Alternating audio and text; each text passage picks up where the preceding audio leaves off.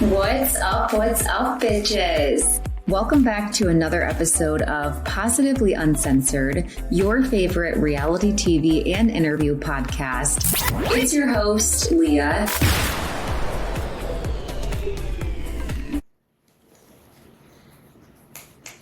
What's up, everybody? Today I am joined by fan favorite from Summer House, Martha's Vineyard. I have Amir here. I can barely talk. I'm so excited. Thank you for making time. Absolutely. Thank you for having me. I'm super stoked.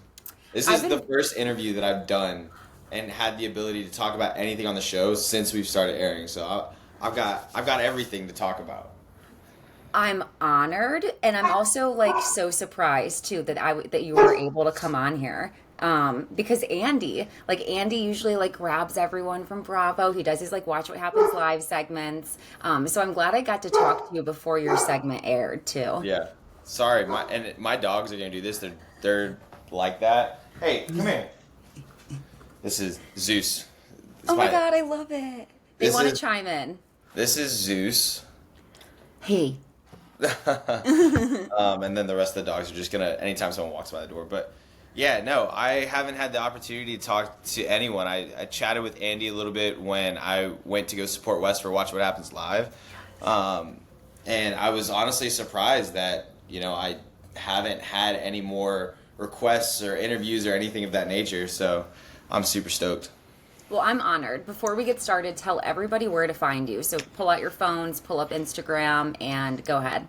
Yeah, so my Instagram is _Amir Lancaster, and so is my TikTok. I haven't been active on TikTok for a while, but slowly getting back into the swing of things. But Instagram is my main platform. Follow. So I'm going to jump around in this interview, but let's start with your Watch What Happens Live appearance. Yeah. If you can tell us, I have always pictured Andy at the studio 7 days a week, almost like a teacher. He doesn't leave. He's there every night live. But then I'm watching and I'm like, wait, I think these are recorded in advance. Can you confirm or deny? No, they are recorded in advance. The Watch What Happens Live aspect is the live audience. So you actually, as an audience member, get to hear the tea, be a part of the tea, and just be there live. I knew it. I was I guarantee you that we're misinterpreting this whole live thing, and it's live for the audience who's sitting there, and it's in front of a live audience. But as far as being broadcasted live, no. The filmed episodes, though, are only 1 or 2 days before the episode is released, though. So it's not like these are weeks in advance. It's literally just maybe 24 to 48 hours. Okay, so he is there a lot. He actually is there. Yeah, Andy's all over the place. From what it sounds like when I was talking to him after the Watch What Happens Live episode, he is literally just bouncing around the city and doing a million things, juggling being the face of Bravo and also trying to be the best dad that he can be. That's so cute to add that in there. That's a good point. Yes, yeah. He's doing both. So you were with West. What do you think about the other, Summer House? Do you watch it? What do you think of the cast? I actually used to be a really big fan of the other Summer House, and being a viewer, I kind of can see, I love looking at Twitter. I might not respond, but Twitter's really funny. It's a really great place for people to just, give their most authentic opinions, whether I like them or not. And when I started kind of watching Summer House and then transitioning to Summer House Martha's Vineyard, I was always kind of how are people going to like our show if they already like that? One, we have two completely different energies, but two, what I noticed that our house has versus the other house is that we're just younger. The way that we fight, the way that the drama comes up, everything like that is very much to this generation, whereas the other Summer House has been around for 7 years older than us, right? So It's just a generational thing. But I absolutely love that Summer House. I was a big fan of it, and being a part of that world now is kind of a whoa. Right. So you've watched it, now you're in it. Who are you closest with? Are you close with West? Anybody else? Yeah, I'm really close with Kyle. Me and Carl exchange some banter every now and then. Who else am I close with? Jesse, are you close with the other new guy? No, I met Jesse at our Christmas party. He was cool. Yeah. I just didn't click. I didn't Click. click with him or Wes because I was kind of like, I'm very different. I like to think from like most people. Like I feel like once they get on reality TV or TV in general, like just kind of shoots their head. And so Right. when I first met them, I was like, okay, cool. You guys are the newbies. Sick. Like you're probably full of yourselves. And Uh-huh. then getting to know them and seeing the socials and seeing how they interact, I'm like, oh, these are some chill ass dudes. Like they're great. They're Right. great. They are. They're like they're bros. You know what I Yeah. mean? Like they're very yes. Which is very genuine to like what Bravo needs now is like we just need some new relationships that people can like bond to, both friendships and relationships, and then there's just I feel like there's a new way that bros bro, and Yeah. people want to see that, Totally.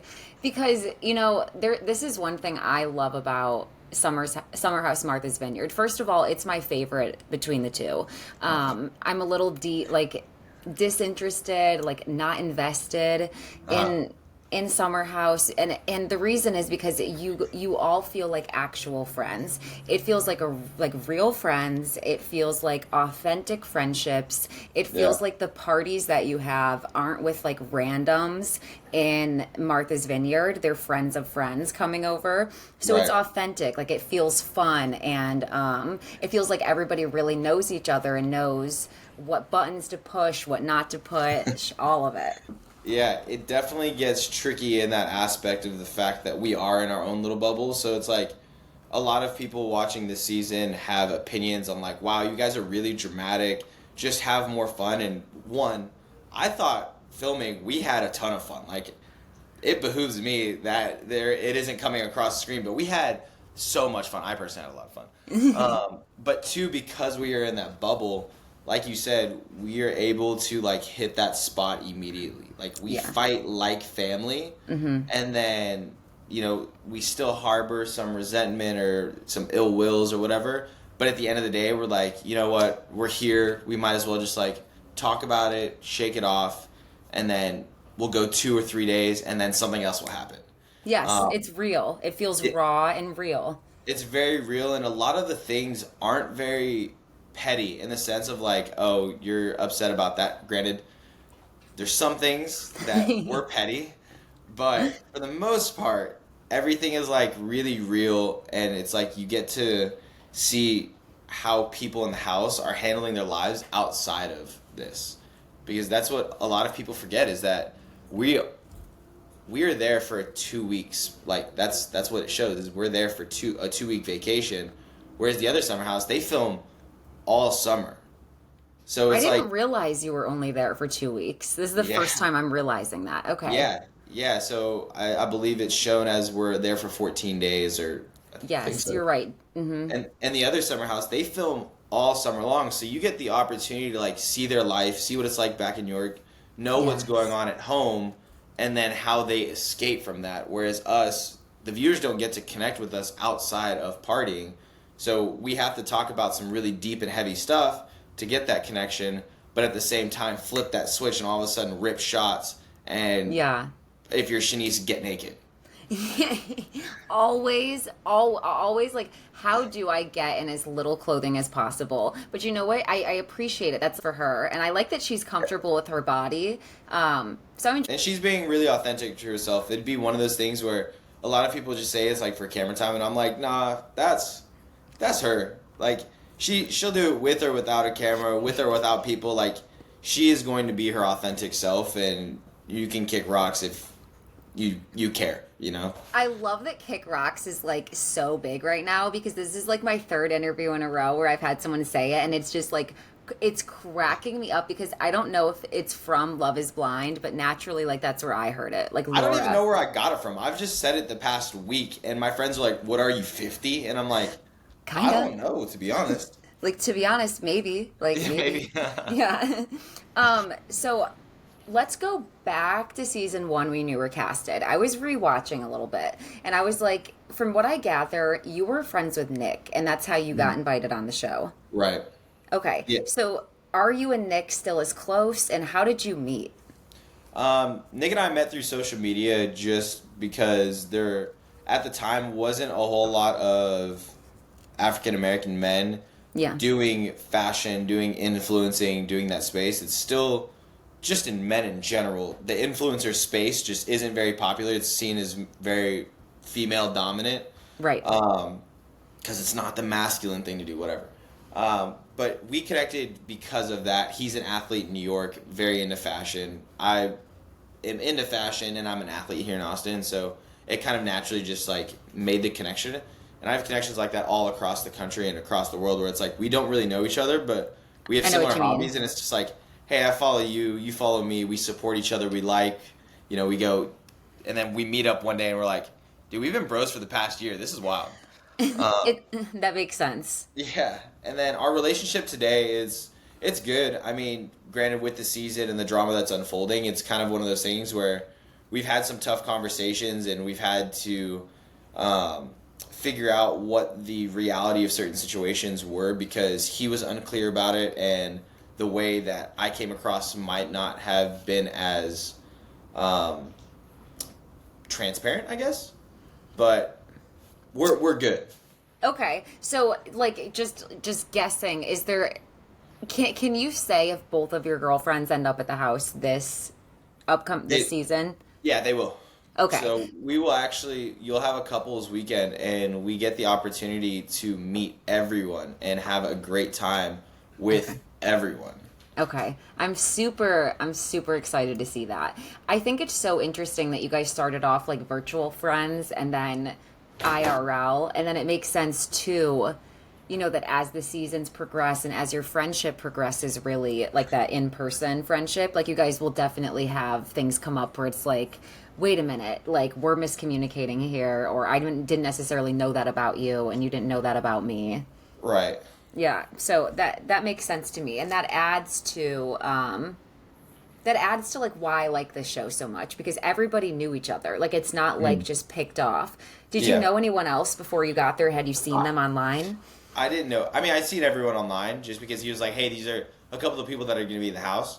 Okay. But I genuinely I didn't know anyone. Jasmine had reached out to me and Silas just to say like, hey, we're really happy to have you on this vacation. But other than that, it was kind of like no man's land. Yeah. And so walking into the house, I was like, I got to make friends with as many people as quickly as possible instead of just like clicking down and being like, boy squad. Yes, and I appreciate that about you. I'm going to get more into the show in a second, but I want to talk first about Natalie. I want to talk about your relationship. Yeah. Because I did some digging, and I thought that it was interesting. First of all, you're in real estate, so that's really cool. I didn't know that. Do you have your own agency, or do you work, tell me about that. Yeah, I work with a brokerage here in Austin, and I've been doing it for a little over 2 years, but I've been a part of like real estate for about 5. Oh, wow. Okay. Yeah. And is it commercial real estate? Like what type is it? I do residential, so single family, and that goes all the way from leasing, buying, selling. Okay. I normally work with buyers and sellers, but I try and help people out with leasing, like if my schedule allows it. It's it's a lot of work to find rentals because everyone wants the dream home, and I'm like, we're renting, my friend. We should want something that's going to get us in and out within a year, you know? Temporary. Exactly, temporary. So that's kind of, but I was in corporate before I got into real estate. So out of college, I worked corporate sales, did that for about 3 years, and then found my calling with real estate. And that's a good transition. That's a good path to go from being able to sell something you might not be passionate about to sell something 100%. that you are passionate about. 100%. And then being a part of corporate just taught me a lot of like structure. Yes. And I mean, without it, I could totally see me leaving college, being in real estate and being like, I set one meeting a day. I kind of just fuck off throughout the day. But because I have that structure, I'm like, I have a schedule. Like I hold myself to the same standards that I would if I was working for my other jobs. I would guess that about you. As soon as I saw in one of the latest episodes that you went for blue corn tortilla, went for taco night, I was like, that's structure. That's structure, that's organization, that's willpower. a lot of that has to do with Natalie. I mean, beforehand, I was a guy that was just trying to survive, and whatever could make me happy and full, I did it. Yeah. And then Natalie kind of started to teach me like the quality of things and like why. Because like there's an adjustment period where it's like what do I eat to feel good instead of to survive, Yeah. So Natalie, she's in real estate too, from what I saw, which is cool. Did you guys meet at work, or did you work together after you met? So it's a little bit of both. We met at work, but we also met at the gym. Like, we've been together for a year and a half. Everything that we've done, like since the day that we met and did that date, we have been by each other's sides.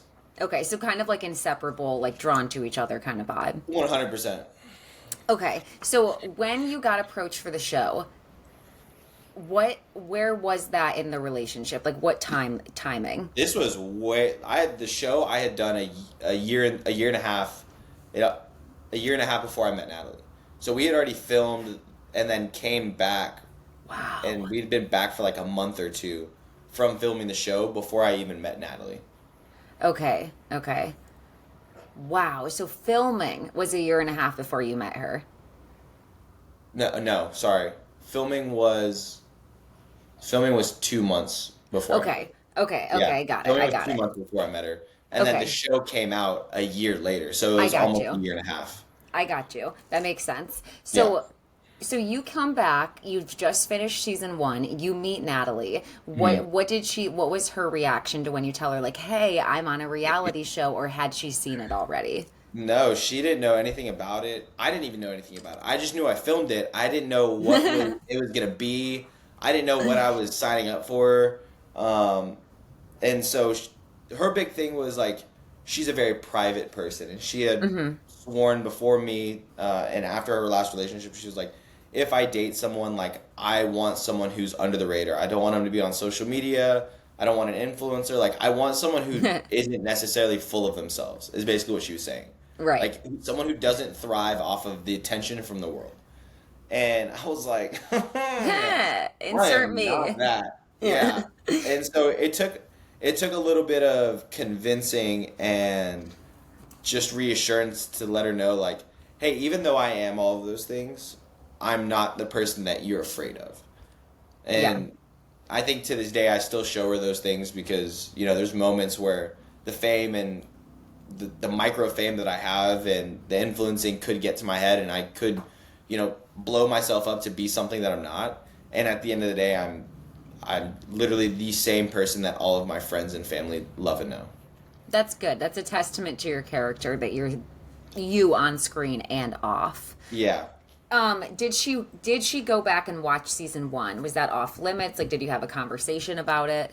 No, we watched season 1, and what was funny is, like, the entire time, again, I don't know what's going to be shown, so I'm, like, snitching on myself. I'm telling her everything that's happened on this show, whether it's going to be shown or not. Again, because I'm trying to build trust with her, but 2, it'd be horrible for me to be in this relationship, it air on TV, and she's like, why didn't you tell me that? Right. But we watched every episode together. The episodes that we weren't together, I would watch it and she would watch it, and then we would discuss it, and she would cross-reference, examine, how did this conversation come about? Why did you do this? And I was like, you got to realize, like, I didn't even know who you were when I was single. Right. And yes. Even in that regard, I wasn't even, like, doing anything bad. It was just more or less like, it looks bad on her because we knew the timeline of when the show came out.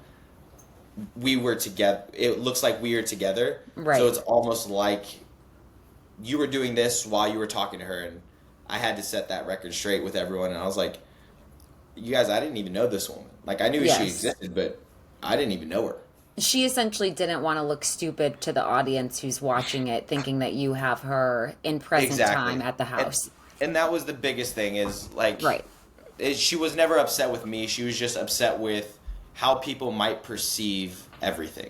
Because, again, the full story is never told, and we weren't sure when the full story was going to ever get told. So she was like, people are going to make assumptions and judgments based on what they know, and that is what it is. And I was like, that isn't what it is. That's Are you watching this season? And did she hear the comments about the girls feeling like she was like kind of cold? If so, what did you guys say about that? The dog was mad. Your dog. No, I mean, her being cold was totally, yeah. I mean, I would have been standoffish too. I think anyone going into the setting that she's going into would be standoffish. I mean, we're at a premiere party for the season of Summer House Martha's Vineyard. You're surrounded by, one, people you don't know really.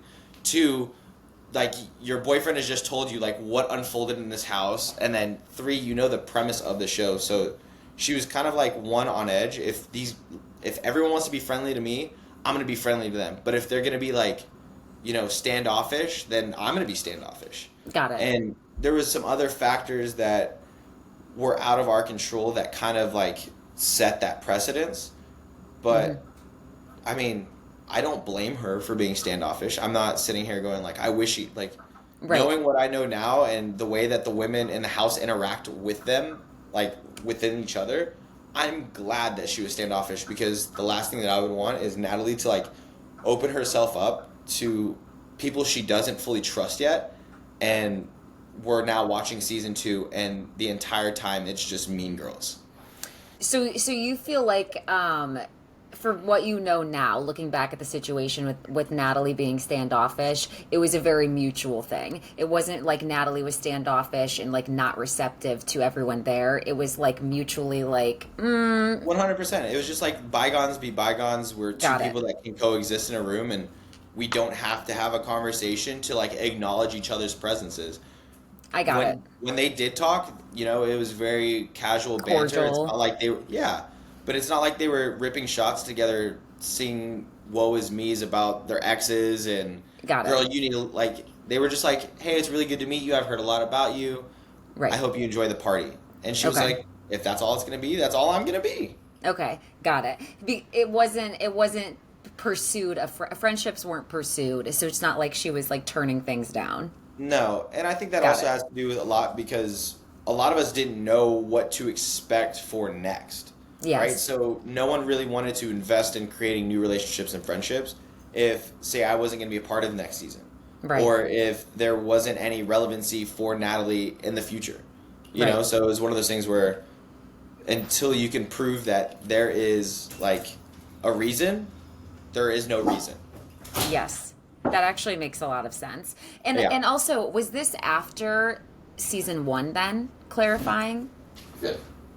Sorry, Natalie just walked in the house. Okay, that's okay. No problem. You said what? So it was the premiere party after season 1 then? Yes. Okay, cool. And you guys lived together, right? Natalie and I? Yeah. Yeah. Okay, cool. We moved in together like right off of the rip of us dating. Wow. I had a lease ending, and she was like, "Hey, if you need a place to stay, like as you try and figure out like what your next place is, you're more than welcome to crash at my place." I just crashed and kept crashing and crashing, and finally I was like, "Yo, I guess we're roommates." Yeah. Though she makes an appearance. We talked about the premiere party. What do you think, watching back the edit that we're getting of you when you talk about your relationship with Natalie? Do you feel like we're getting very much the same snippets of the same wording, or do you feel like that's how you were describing your relationship at the time? No, that's very much how I was describing my relationship at the time. And I also say that in the capacity of, I see that very lightheartedly. Like, it's not like I'm scared of my partner.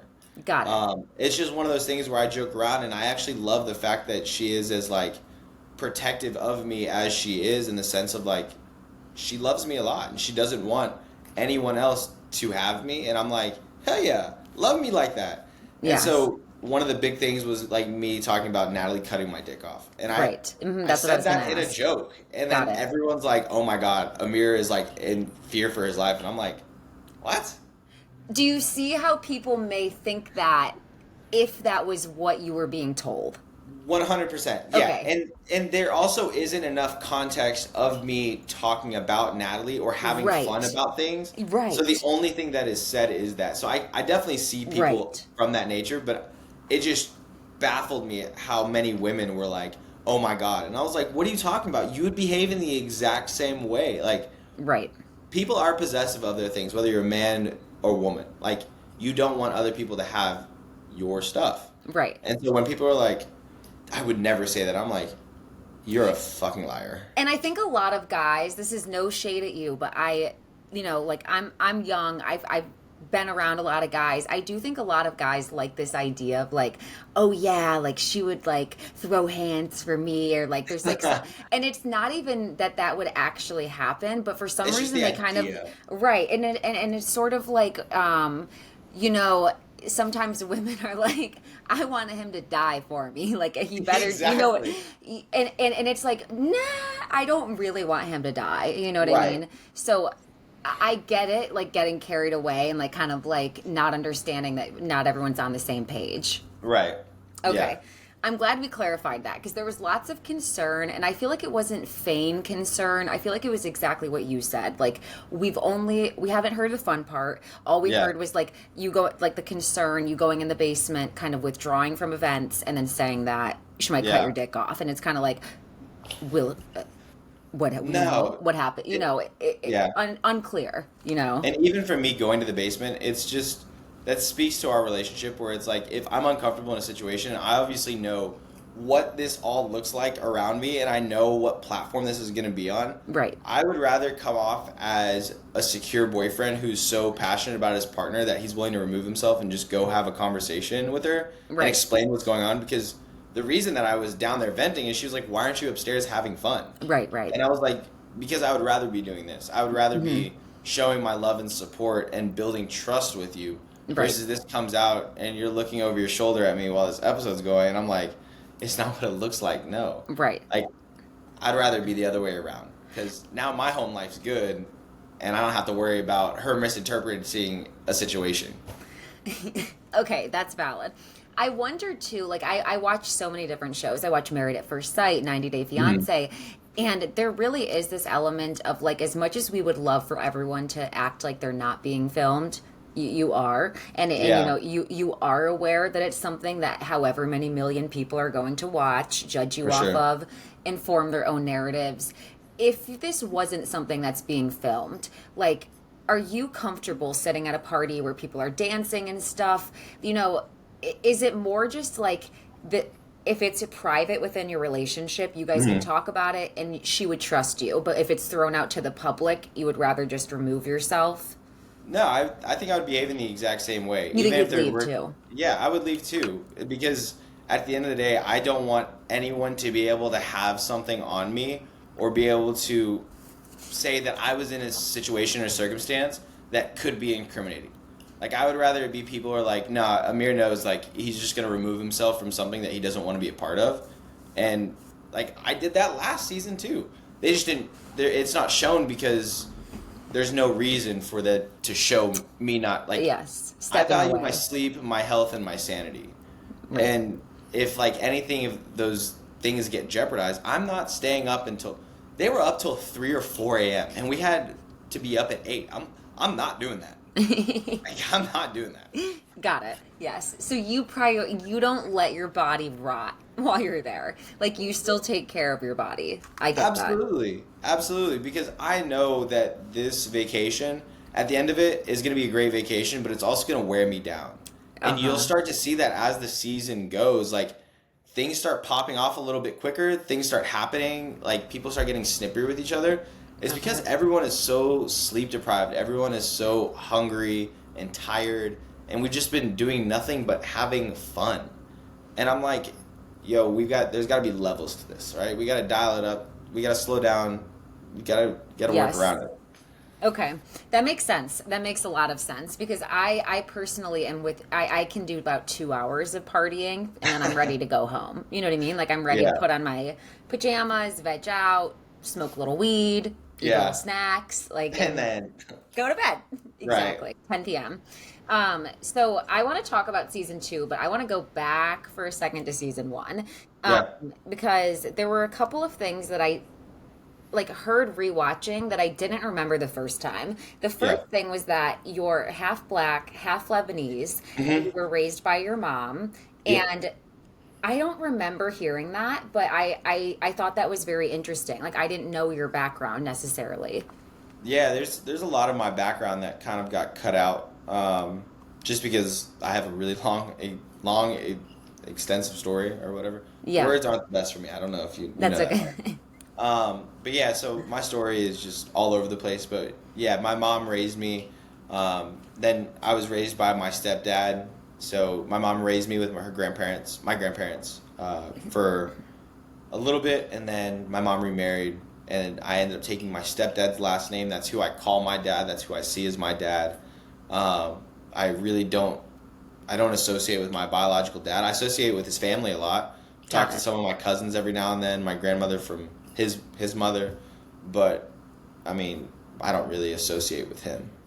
That makes sense. And some people were wondering, like, because I said I put this out on Reddit, people were wondering what your relationship is like with your dad. So you're close with your stepdad and Mhm. not with your biological dad. Yeah, I mean, when he was willing to step in and say like, I assume responsibility for these boys that aren't mine, as if they are mine, I was like, that's the type of man that I want to be.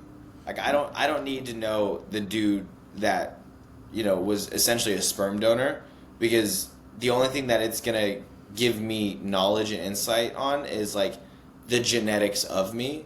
But Right. in terms of like who I want to be like this man, the man who stepped up when he didn't need to step up and take responsibility for something that wasn't his. And it makes sense that you really didn't have much black community around you when we Yeah. talk about how you grew up too, because like aside from the couple of cousins that you had, um you're growing up with your family and like you do resonate with them, but there is a piece of you that is different. You know what I mean? Like there is Yeah. a piece of you that you weren't really seeing represented. So now that you have done Summer House Martha's Vineyard, has your community and your friendship group changed at all? Has it allowed you to like have more black friends around you, like more community? Yeah, honestly, it hasn't really changed at all. I would say, if anything, Summer House being on the show is kind of like more so.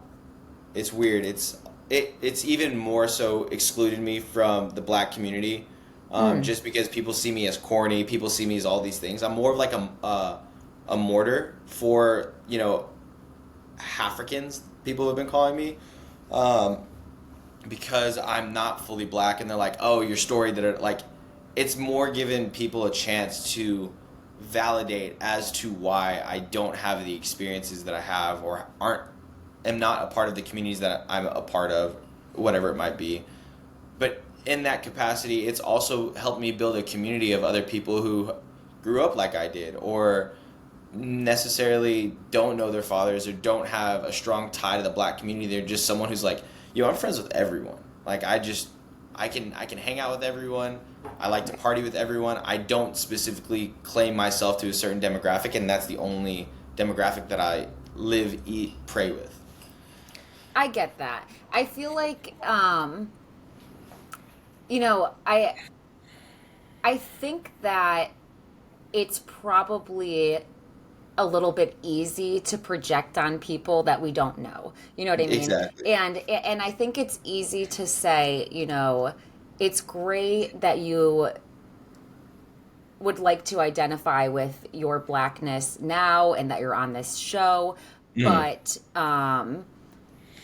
like do you love black women? Like, do you e- prioritize them? Do you protect? exactly. Do you are you out there and being an activist for things that are impacting the community? And I Mm, think that you know if there are any areas where you may not be doing those things, I think that that's that space, where people just go in and I think it's more about those things that they pick up on rather than as Amir Lancaster not 100%. being black enough. You know what I mean? I think it's just like they want, and I'm just guessing. You know what I mean? I think it's just the full association with the good and the bad. You know what I mean? Exactly. And there's been a lot of situations where people have, shouted me out, and I am like a black head figure. Like I'm someone who's doing something in the black community for the black community. But like you were saying, from an activist perspective and from black females, and like, are you speaking up against racism and all these different things?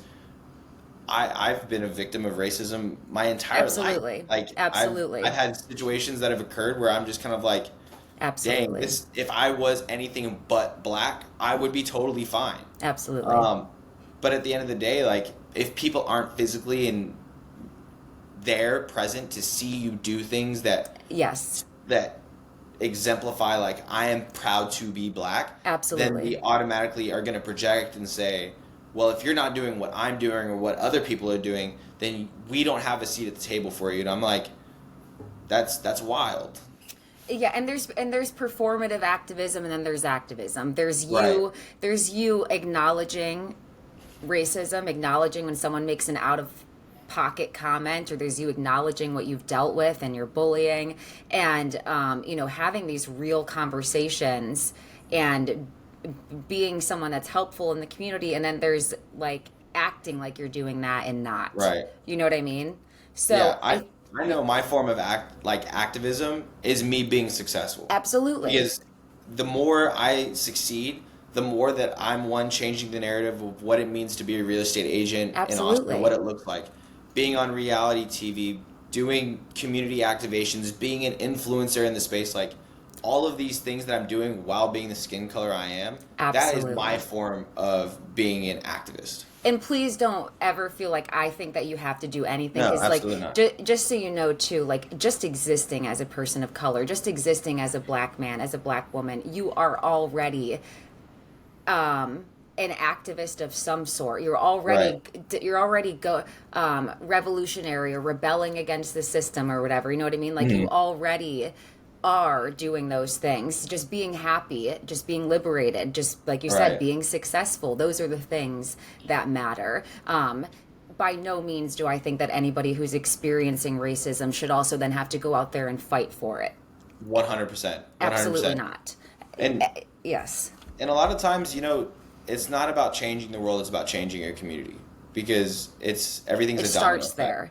Yes. It starts there. So if you can cultivate a really great group of friends, and those group of friends can cultivate a really great group of community, and then your community develops in your city, and then your city develops in it's got to start somewhere. But at the end of the day, you can't shoot people in the foot for not taking the extreme step and tackling the head of state first. Absolutely.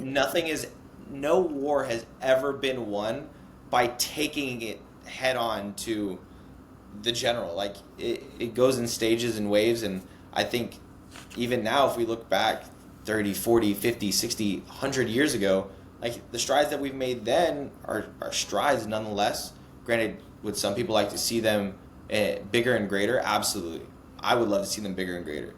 But at the same time, strides are strides, progression is progression. And that's the thing. If you're making progress, if we're being authentic and good people, like I said, I by no means think that anybody who's experiencing racism and just daily microaggressions has even the energy to always go out there and speak up for themselves either. So that's why I say the things I do. That's why I don't police people if they don't say something. If they do say something, it's not my place to judge as me, Leah, Absolutely. What does your mom feel about the show? Does she watch you on it? She watches me, and she is like my biggest fan. She sometimes wishes that I would shut my mouth, because some of the things that I say, she's like, I raised you to be smarter than that. Like team? Okay, that was a completely different situation that is going, like, when you're there, it makes sense, but you can't spell team with an I. I knew what you meant. I'm going to be fair. I knew what you meant. Yeah, I know what...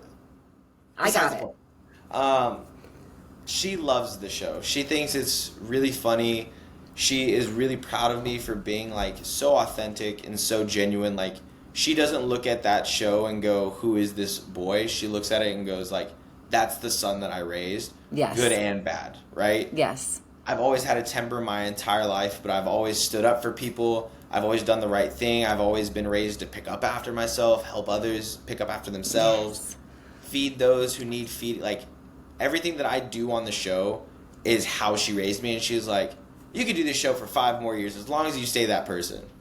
And I love that. You're always checking in on Bria. You're always checking in on the girls. You're always making sure that people are good. You, season 1, you know, you stood up for Preston, and you stood up for, I think, even Alex. You know what I mean? Like when Phil was in the house. Like you really are like that good friend and like that glue in the group, and like comedic relief. Like, oh, Shanice just farted. One girl's crying. Yo, that was so wild. I wish people could have actually been there, because with how heated it was in that moment, and Jasmine's giving this like emotional deep talk, and I just feel the bench that we're sitting on vibrate, and I'm like, no, and she just starts busting, and I'm like, you didn't. Just lie to me and say you didn't. And she's like, I did it. I'm like, fuck. And meanwhile, she's eating like we just saw her eat the nastiest shit with Nick. Like they're eating hell of a dip with the like all the different, they're like trying different chip flavors. And like, and I'm like, and she's like, oh, I'm lactose intolerant. Shanice. That was down. Me and Shanice got really close this year. Like, I love that. In the sense of like we created a good brother and sister bond. Yeah. Yes. Like she is able to call me and like vent when she's stressed and crying. I don't do a lot of venting because I got the old lady here, but we definitely are very tight in the sense of I know what's going on with her relationships. Natalie knows what's going on with her relationships, and that's like, nice. Are they friends too? Like, are they kind of like friends through like? Oh man, they're actually through the show. Her, Bria, and Shanice are actually really close, and like I love that. I feel like if I was to say, hey girls, I've got 3 plane tickets. Where do you guys want to go? They would go have the time of their lives together. Make it 4 because Andre Gate. Let's talk about it. Yeah, we're gonna air some dirty laundry, literally. Walk me through it. Like let's go back. You're doing the laundry. Mm-hmm. Did you notice Milo's stuff in there? No, the only thing that I was pressed about is that no one in this house cleaned. So the reason that I felt so comfortable doing the laundry is because I'd been picking up after everyone like most of the vacation so far. And so when I walked in the laundry room, we had no towels in the house. Like people were using hand towels to dry themselves. The body? It was, yes. Yes. And so, like, we were having to wash towels religiously. I needed to do clothes. There was clothes sitting in the washer that hadn't been washed yet. There was clothes sitting in the dryer that were this changes things. And so I was just like, yo, what the fuck is going on? So I grabbed what's in the washing machine. I put it in the dryer, and I'm like, whoever that problem is, they can separate it how they need it. Like, 100%. I didn't think that someone is washing dog laundry. Clothes. And even... And I know this is, like, going to have people up in rights. Even if it was, like, it's clean. It's fine. To be honest, I feel the same way. Like, my dog gets in my bed. I'm not one of those people. I'm not going to burn my comforter because my dog laid on it. That's ridiculous. 100%. And so that situation, one, escalated way past what anyone thought it was ever going to be. And it was truly because of the beef that Mariah and Bria had. Like, that was undeniable from the rip. What was the beef about? Because we were led to believe it was from the laundry. It was from the dog in general. Got it. The presence of Milo. The dog being there. Got it. And then those are 2 very strong women who just aren't going to let you talk any type of way to them. And both of them started talking a specific type of way to each other. And so, like... in that moment when things are popping off, I'm like, yo, I'm telling, because what they don't show is like me and the guys there's a stairwell that leads down to that hallway, and we're all trying to leave, and I'm like, yo, like what's popping off over there? And they're like, we start listening, and we're all drinking a beer because we're like, we're gonna be here for a while. And they start popping off about who switched the laundry, and I'm like, I think I did that. And I'm like, yo, should I go over there and say something? Like, and they're like, yo, don't even, it's not, it's way past that point. Like, you are going to get, like, ripped up by other women, and you're not going to be able to say anything about it because it is a woman ripping into you. And so I was like, oh, okay. And then it started escalating. Like, truly, if it was just a problem about dog laundry, they would have like, don't fucking do that again. That's disgusting. And then the conversation would have been done.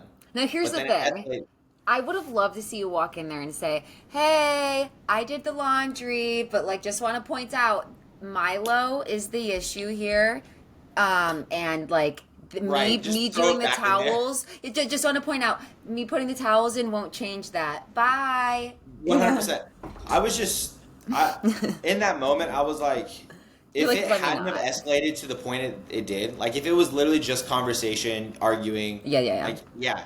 But the second they started like pushing each other and they were up in each other's faces, I was like, what good is that? Like, then I'm going to say that and they're going to be like, well, you fucking shoved me. Don't ever put your hand. And I was like, we'll talk about this when everything de-escalates. I see. Because you also, okay. I have to remember that you're a man. Like, you also, like, if they get mad at you, like, yes, you'll stand there while they push you, but you don't even want anything to ever be, like, misdirected. Like, you don't want to, 100%. I get that. And I never want to be caught in confrontation with a woman. Right. Because of just how like, it's a lose-lose. Absolutely. Like, you don't want to make her uncomfortable. No matter what. And this season, I do get into a spat with Bria. And again, it's a lose-lose, but it's so hard to keep your cool, especially because there's a certain, it gets talked about all the time, but it's like women almost think that they have like invincibility, and so they'll do and say anything they want to a man, and the second a man stands up, they're like, you shouldn't have done that. Not saying physically, just like speaking up for themselves or something. Right. And so that's kind of what happened to me, is like I kept getting talked at, and I was like, okay, we're not doing this anymore. Right. But even in that moment, I still lose because it's like, oh, you weren't man enough to keep your composure and like let her talk to you any type of way. And I'm like, but I'm a bitch if I just let her sit there and rip me a new ass for no reason. Right. It is like, and you know, like, it's because there are so many instances where when that line crosses where someone's been picking at them, so many men do just like go physical. And they do the intimidation, they go the physical, so it very much feels like what's next. You know what I mean? Right. Like, 100%. So, and I can see where that 100% stems and I know from. it's not fair. I know it's not fair to just sit there and be able to like berate someone. But you're right, to some extent, you know, we're voicing what we feel. Likely, if it's coming out very hard, we've probably been feeling like that for a while, and that's the problem. It's trying to have like women feel such pressure to be this nicety and be so pleasant outwardly that we don't really want to say what we're thinking. So it's like by the time you do, it's like a little teapot, like.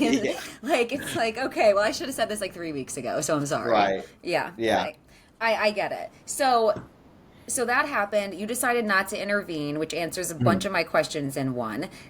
When you went to go check on her, because once again, like we just said, you always do go check on the women, which I really find endearing. You go check on Mariah. Did you tell her, and it's not on camera, that you put the laundry in? You did not. Sure didn't, because in that moment, it wasn't again what got her removed from the house. There was instances that weren't on camera where people were concerned for her mental well-being and her behavior in the house, and just kind of like how she was processing being away from her son. And then that situation on top of it. And so it was kind of it wasn't like we sat down and were like, Mariah needs to go, it's a wrap. It was a really long thought out discussion, and a lot of those decisions were made after a night out too. So it was like, I wish the decision hadn't have been made there.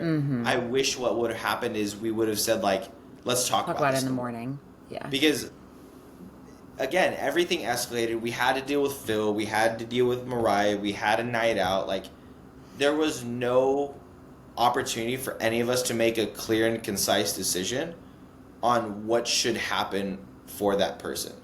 And when it came to Mariah's vote, I was like, yo, I'm out of it. When it came to Phil's vote, I was like, yeah, I got something to say. Let's talk about Phil, because I've said this to Bria, because I love Bria. She came on my podcast after season 1. I say that we're friends. I'm like, I'm going to ask her this because I interview her in a couple days. There you go.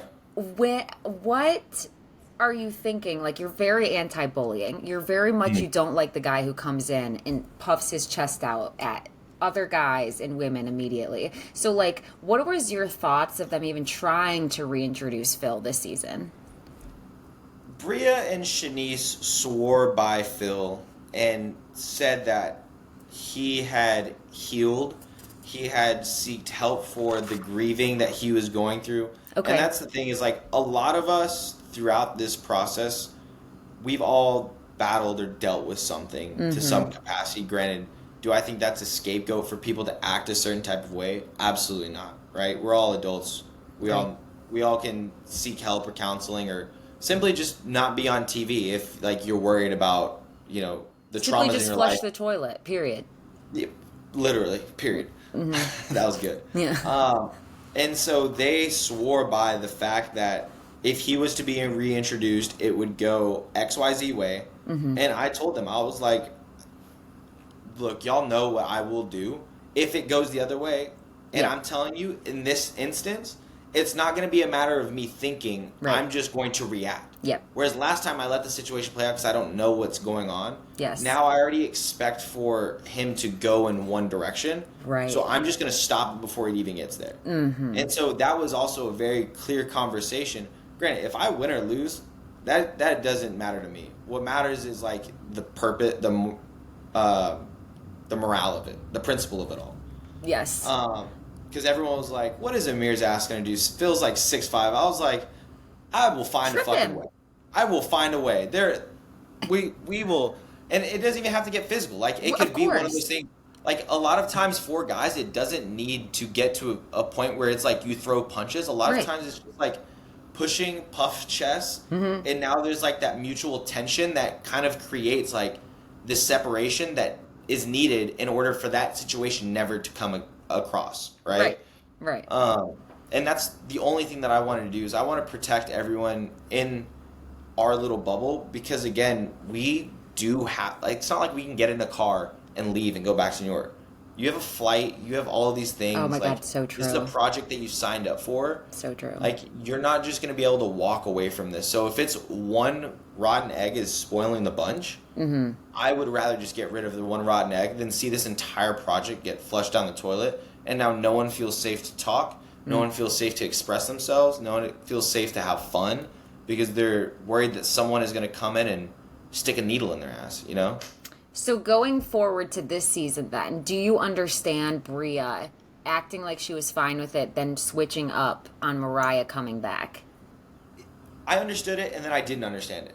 Okay. At first, Bria a lot of us had conversations about it, and she seemed really fine with it. I think what it boiled down to more or less was the decision for the house to be so, outside of Preston, but the house to be so, sure, Phil can come, or Mariah can come. That was against her, and she felt as if, like, in this last episode, she talked about being punked, right? But in the instance of it regarding to Phil, there was me, there was Preston, there was Jordan. And so she felt like because everyone was now against Phil, it was like she's a member of the house. She should hold just as much weight as three people. Yeah. And everyone was more or less like, yes, you are right. But, like, the situations are different because it's like a majority of the house is uncomfortable. Right. Not just one person. And then she had also expressed in the past that they had made their amends. They had done these things. Yes. They had done the work to be able to coexist in the house together. And it was by no means going to be they were staying in the house. It was just that they got to come and party and hang out. And so I understood, but I was also kind of like, you've been saying for so long that, like, y'all were good, you were good, she's good. And I think it was more of one of those moments where it's like, well, if he can't come, she can't come. Yes, and I also think it had to do with the fight with Simon. I think having an argument with your boyfriend, then going out, and then something pops up, it's like, actually, fuck that.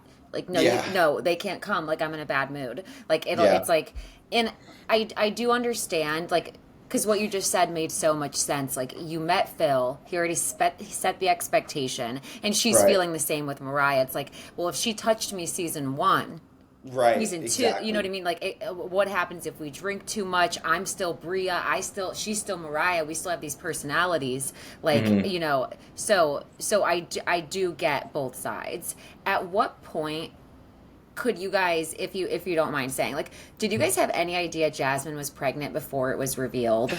I had no idea. Okay, you had no idea. Like, the girls all they were doing, like, their, like, creating hypotheses and all this stuff, and they were coming to, like, conclusions, like, her boobs getting bigger, apparently, or figure out what other things, like, conclusions Not they were drinking. drawing. Yeah. Me, I was just like, oh, sick. Like, you're not drinking, like...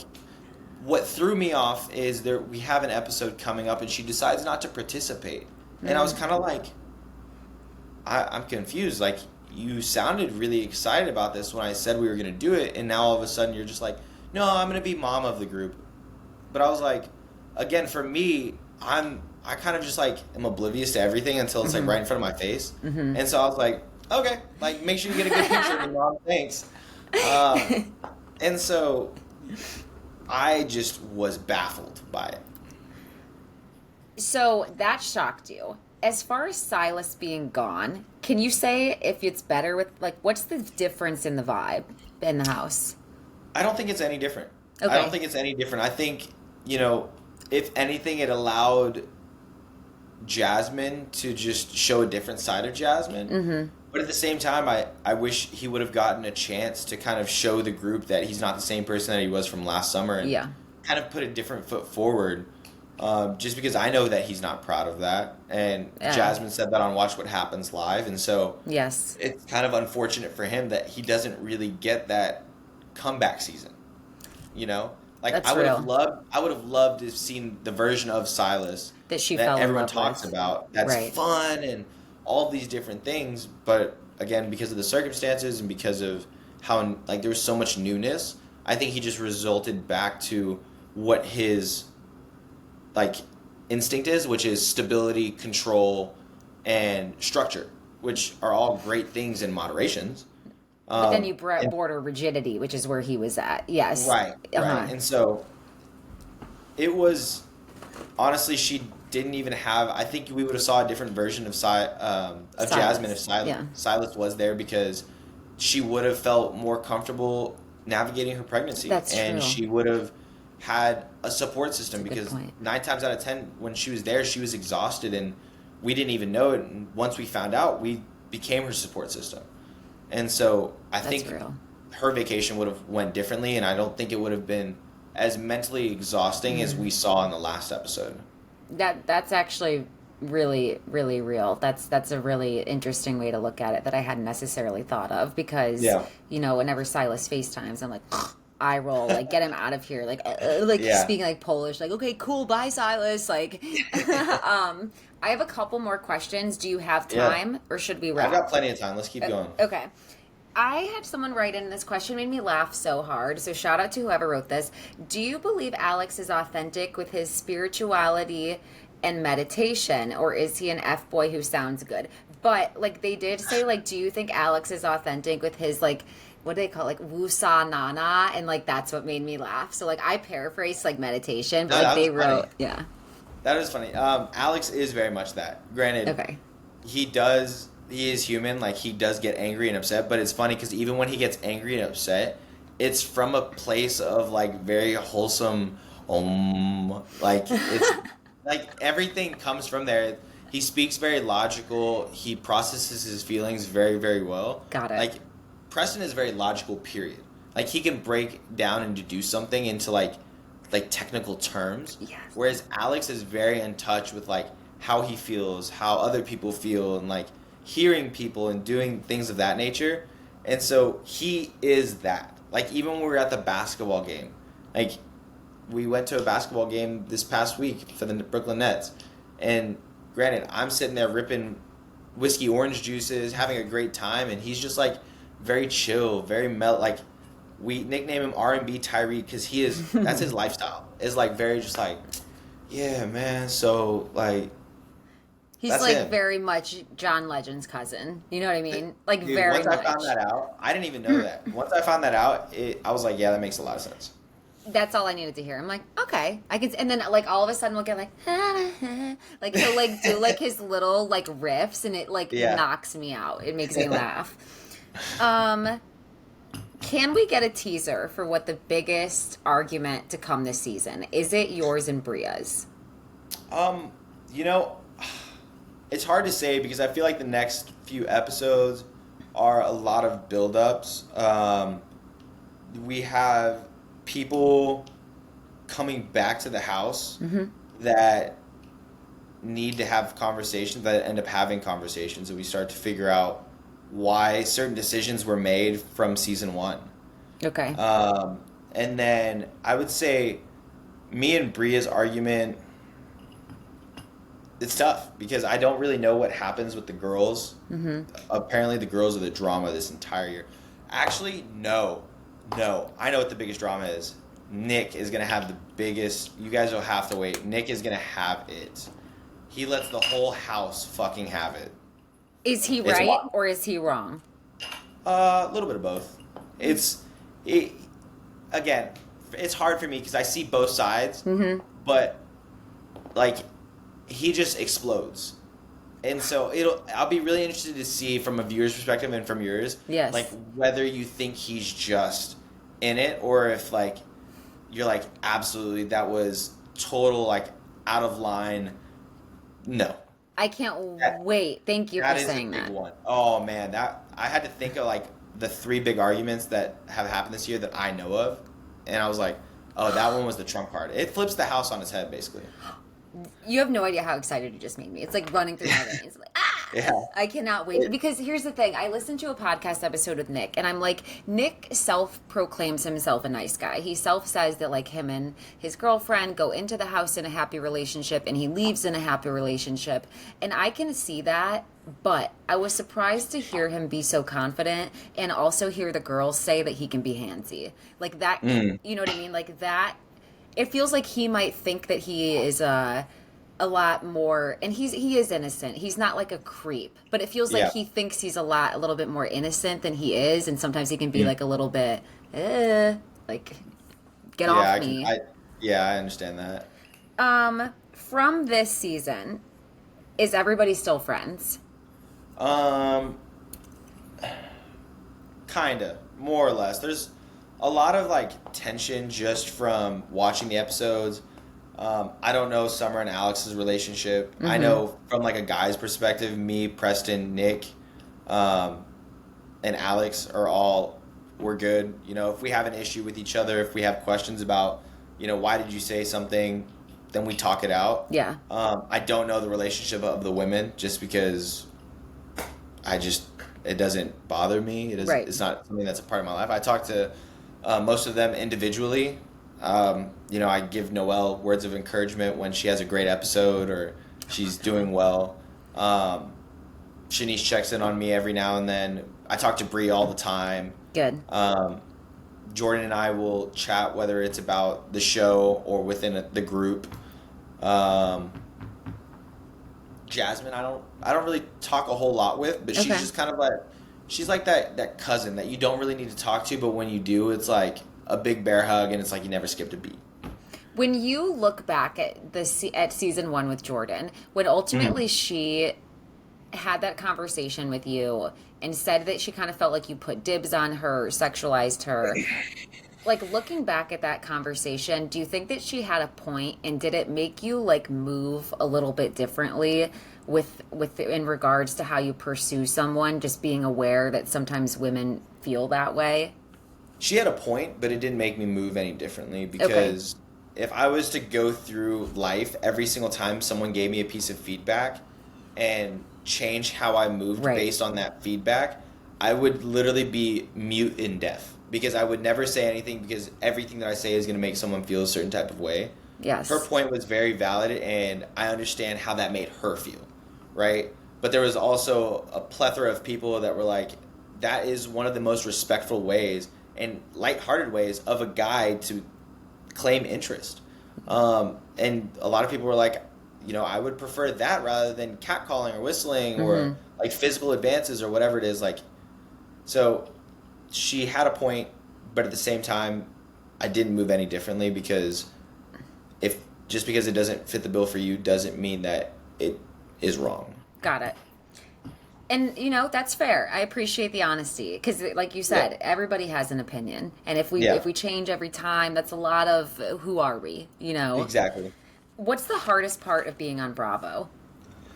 The hardest part about being on Bravo, I would say, is the uncertainty. You never really know, like, when it's all going to stop. I mean, you see every single day a new headline about a new housewife leaving, a new show being brought up, an old show being canceled.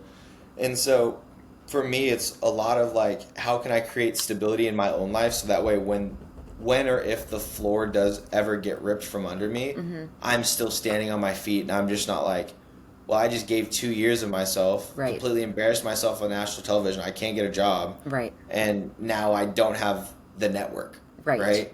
So I would say that is the biggest struggle that I have and that I've even, discussed with like Wes, like a newbie who has tons of potential and tons of current success with Bravo. And I'm like, hey, this is great. But remember, like at some point it all stops. Yeah. And make sure that if it does do that, like the number one's taken care of. Totally. Like it's going to be great when all these people and you're walking out in public and people want to take pictures with you, tell you how great you're doing.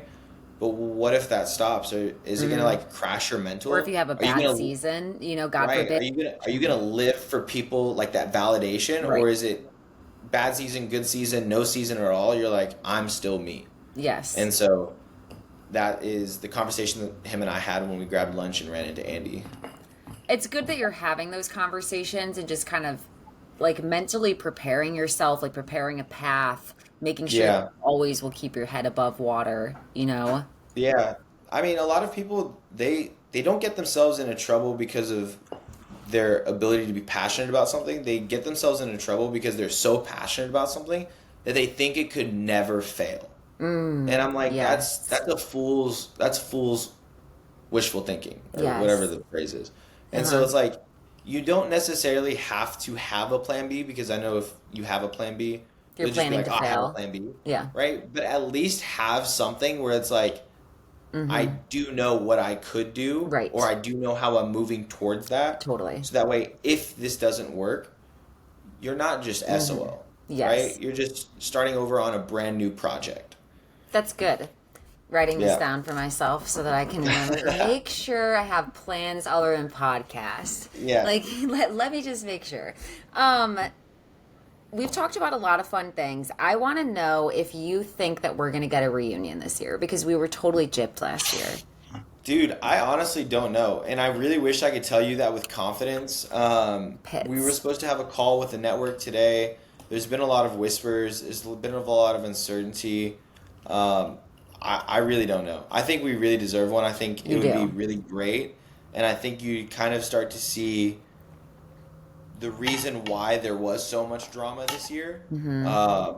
Because there are a lot of unfinished conversations. I think that's what bit us in the ass going into this year is that a lot of us harbored a lot of negative thoughts and negative feelings about each other going into this house. And so we had to have a lot of those conversations while on vacation versus just finishing it and starting fresh. So if there's a season 3, if there is a reunion, we need to have it in that order. Hash it out and then go back for the next season. Agreed, because I don't think we're doing a good job on our own, right? In our group text, we're definitely not talking about it, right? We're keeping the peace. We're acting like normal people. We're not dragging each other. But there definitely does need to be some like heavy and hard conversations to allow the group to move forward. I'm going to give you the faith and I'm going to give you the confidence to be that person that sends the first voice note. And it's like, so when are we going to talk about it? When are we going to lunch, everyone? That would be me. I am not that person. In terms of like how the group operates, I'm very much the guy who just kind of like waits for the invite. Like you said earlier.